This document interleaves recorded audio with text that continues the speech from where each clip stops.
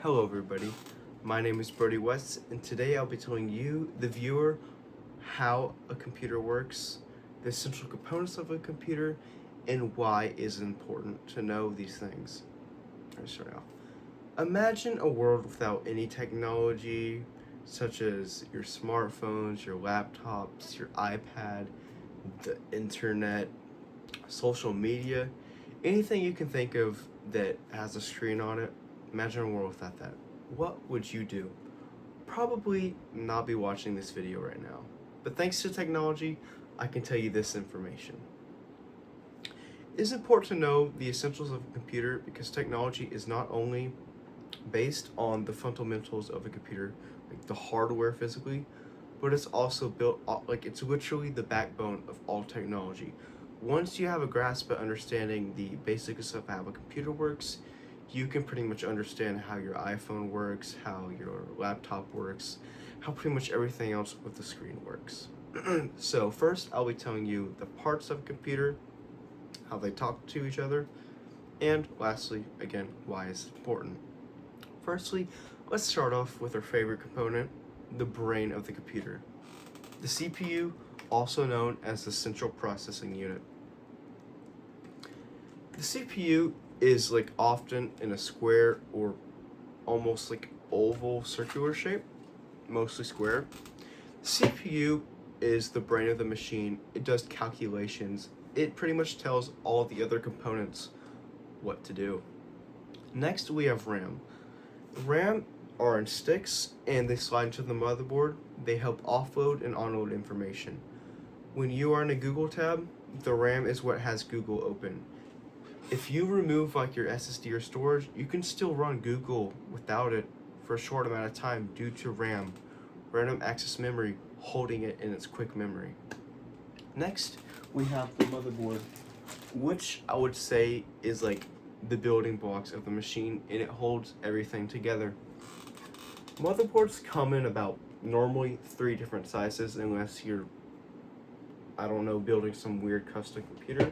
Motherboards come in 3 different sizes. ATX, meaning like your office tower.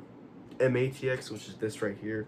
It's a little bit smaller than your office tower, a little more compact. And ITX, which is what they put in mini computers, which is about everything to like this line right here. It's crazy.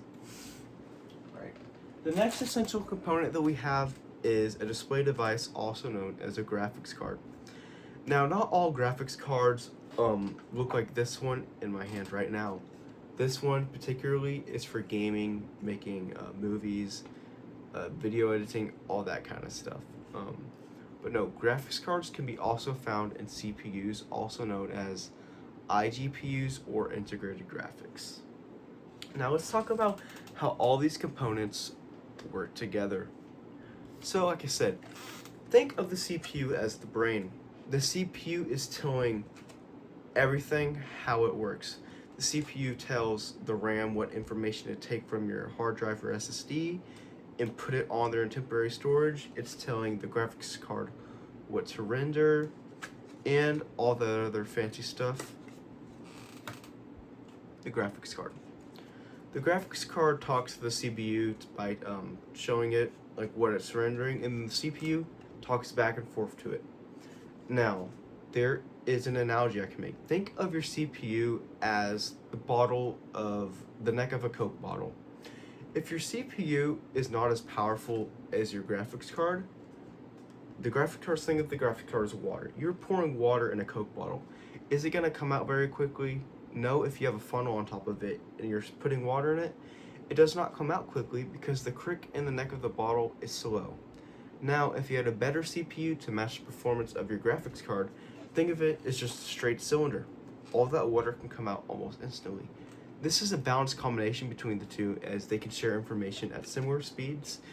And if you don't do this in your computer build, you will experience slowdowns in games, movies, editing software, and all that other things. So you need to make sure those two are balanced with each other. And the motherboard. The motherboard, it literally just holds everything together.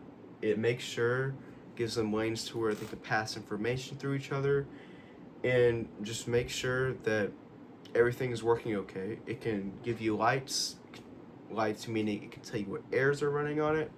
And without the motherboard, nothing would be able to communicate with each other. Now, knowing how a computer works is essential in the modern day just because technology is crazy. It's constantly advancing.